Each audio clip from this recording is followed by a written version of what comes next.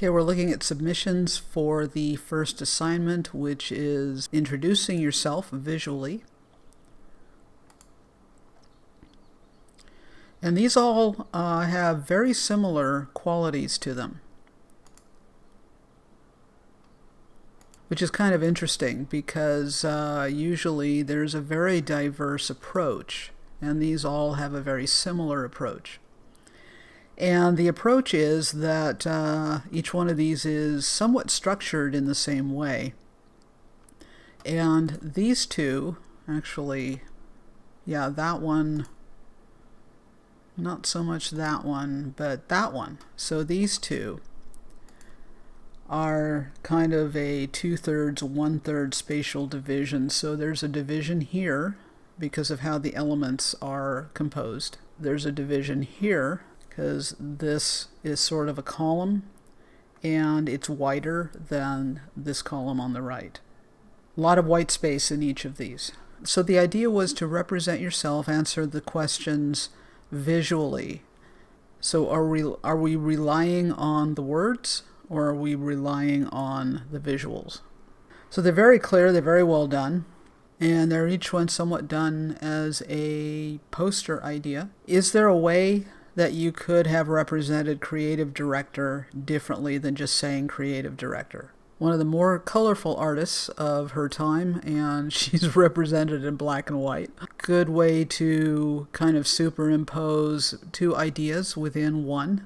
If we took away all the type, like my favorite color, my go-to beverage, all of these little captions, would it still communicate? Graphic design deals with typography and imagery and combines both of those to communicate. One of the things that you don't want to do is be redundant or treat your audience like they don't know any better. So given the design brief, restating things, kind of explaining what you're explaining, isn't really necessary. It could be necessary here because we may not pick up that the kind of sagey green, the way it's reading on my display, is your favorite color.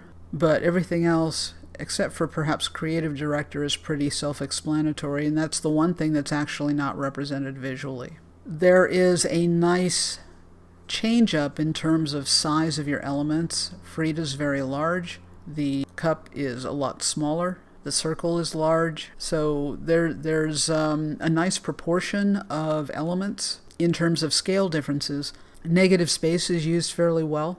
So here we have the name again in the upper left. This is a little more visual, like the use of Cobra Kai on the old console. Looks like you use a PC at work, but your preference is a Mac. So things are fairly self-explanatory, and here you're not really restating each thing. So, we're looking at Cobra Kai and understanding that's the latest thing you've binged watched, but you're not saying the latest thing I binged watched. We don't need the word earth tone under the color palette because we can kind of understand that these are your favorite colors.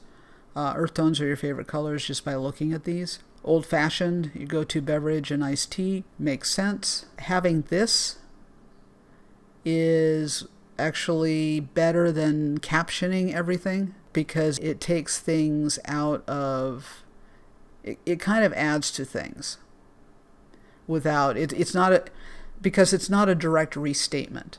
Curious as to the choice of really decorative typeface here. Again, a lot of white space. There is a strong sense of order. I think with all three of these, there's a strong representation of a sense of positive and negative space, an understanding of the entire design space, and using white space to support your positive elements. And here again, we don't need to restate coastal tones, but all we need is the palette. Manhattan Beach. Again, these are captions. Looks like multi-passionate.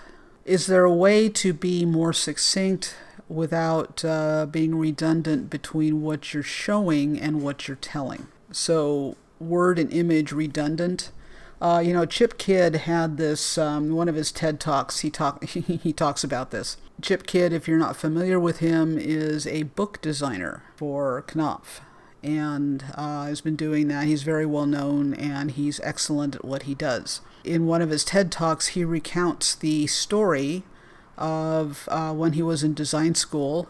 His first class, the instructor drew a picture of an apple, a little illustration of an apple, and then put the word apple under it.